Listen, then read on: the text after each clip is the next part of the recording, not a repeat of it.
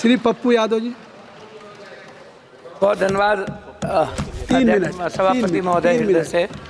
मेरा सिर्फ आग्रह ये है कि यूनिवर्सल हेल्थ कवरेज जो अमेरिका गवर्नमेंट ने और ख़ास तौर पर भारत में जो राजस्थान की सरकार जब कांग्रेस की थी तब यूनिवर्सल हेल्थ कवरेज की बात उन्होंने की और कानून भी लाया। भारत में यूनिवर्सल हेल्थ जो कि कंपलसरी और कॉमन हेल्थ की जो बात है, जो ये मौलिक अधिकार भी है, फंडामेंटल राइट भी है आम आदमी का।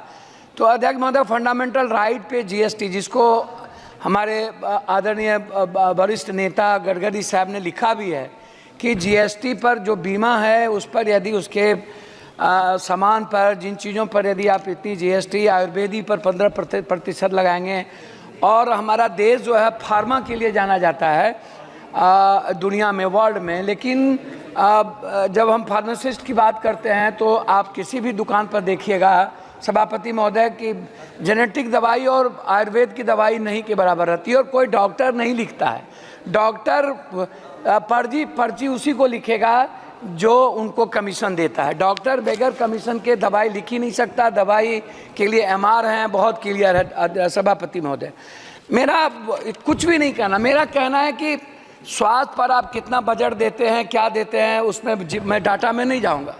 मेरा 43,000 निजी, 69,000 अस्पताल है इस देश में, 39,000 अस्पताल प्राइवेट है, प्राइवेट।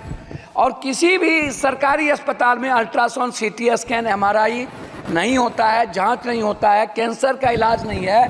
बिहार में किसी भी गांव में, शहरों में, डिस्ट्रिक्ट में नहीं के बराबर है। आप एम्स की बात करते हैं, मुझे आश्चर्य लगता है कि जब डॉक्टर ही जर्मनी और अन्य कंट्री की स्थिति देख लीजिए महोदय, जिस देश में हमारी दवाई तो नेपाल में नहीं ले रहा है। नेपाल कह रहा है कि जो ड्रग्स है ना, अब इंडिया की ये जहर है, इसको वहाँ के बनाए हुए नेपाल ने मना कर दिया।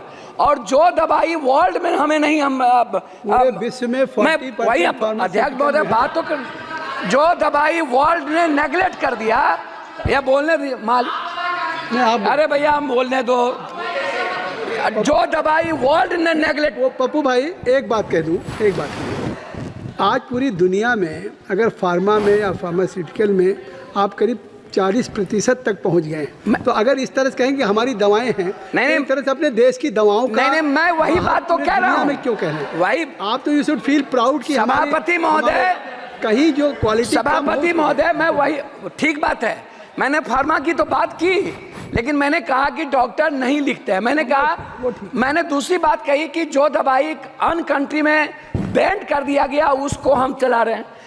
मैं दूसरी तीसरी बात करना चाहता हूं कि जैसे प्राइवेट है डॉक्टर, मैं सिर्फ प्राइवेट पढ़ाऊंगा, प्राइवेट फीस कब कितना लेगा? 1 महीने में 3 बार बुलाता है पेशेंट को, मिडिल क्लास को, 1,000 रुपया से कम नहीं लेता, 500 से फिजिशियन कम नहीं लेता। ये कौन तय करेगा? Ultrasound, CT scan, MRI, x ray, जांच 3800, 4,000, 12,000 जांच में लग जाते हैं एक मिडिल क्लास को। 300 रुपया देने वाला किसी भी, आप उठा करके देखिए madam, medical council of India का जो रूल है सभापति महोदय, वो क्या कहता है? वो कहता है, बात को संक्षिप्त सर मैं अपनी बात, इसीलिए दिक्कत होता है कि वो क्या कहता है, डॉक्टर कहता है कि नहीं जांच तुम मेरे यहाँ कराओ, जांच मैं जहाँ कह रहा हूँ वहाँ कराओ, उसके बाद मैं मान्यता दूंगा। जो पैथोलॉजी अल्ट्रासाउंड प्राइवेट करता है, जो डॉक्टर नहीं है उसको खोल के, और जांच में गलत तरीके से जांच दे देता है।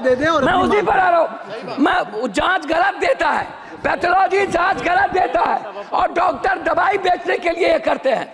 मेरा आग्रह है, जो नर्सिंग होम डॉक्टर के नहीं है, कोई पप्पू यादव ने खोल लिया, ABCD माफिया ने खोल लिया, और डॉक्टर का नाम देकर के वो नर्सिंग होम